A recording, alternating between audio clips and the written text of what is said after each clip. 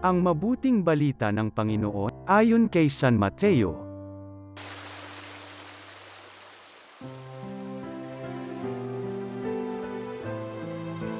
Noong panahong yun, sinabi ni Jesus sa kanyang mga alagad ang talinghagang ito.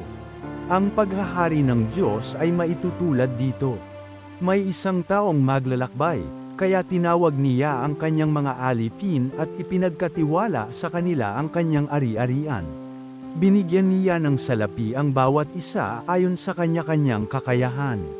Binigyan niya ang isa ng 5,000 piso, ang isa na may 2,000 piso, at ang isa pa'y 1,000 piso. Pagkatapos, siya'y umalis. Humayo agad ang tumanggap ng 5,000 piso at ipinangalakal yun. At nagtubo siya ng 5,000 piso. Gayon din naman, ang tumanggap ng 2,000 piso ay nagtubo ng 2,000 piso. Ngunit ang tumanggap ng 1,000 piso ay hamukay sa lupa at itinago ang salapi ng kanyang Panginoon. Pagkaraan ng mahabang panahon, bumalik ang Panginoon ng mga aliping iyon at pinapagsulit sila. Lumapit ang tumanggap ng 5,000.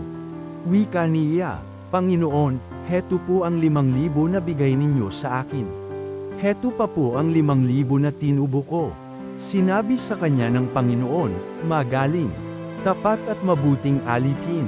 Yamang naging tapat ka sa kaunting halaga, pamamahalain kita sa malaking halaga. Makihati ka sa aking kagalakan." Lumapit din ang tumanggap ng 2,000, at ang sabi, "Panginoon, heto po ang ibinigay ninyong 2,000. Heto naman po ang 2,000 piso na tinubo ko." Sinabi ng kanyang Panginoon, "Magaling, tapat at mabuting alipin. Naging tapat ka sa kaunting halaga, kaya pamamahalain kita sa malaking halaga. Makihati ka sa aking kagalakan." At lumapit naman ang tumanggap ng 1,000 piso.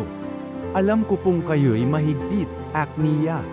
Gumagapas kayo sa hindi ninyo tinamnan, at nag-aani sa hindi ninyo hinasikan. Natakot po ako, kaya't ibinaon ko sa lupa ang inyong salapi. Heto na po ang 1,000 ninyo. Masama at tamad na alipin," tugon ng kanyang Panginoon. "Alam mo palang gumagapas ako sa hindi ko tinamnan at nag-aani sa hindi ko hinasikan.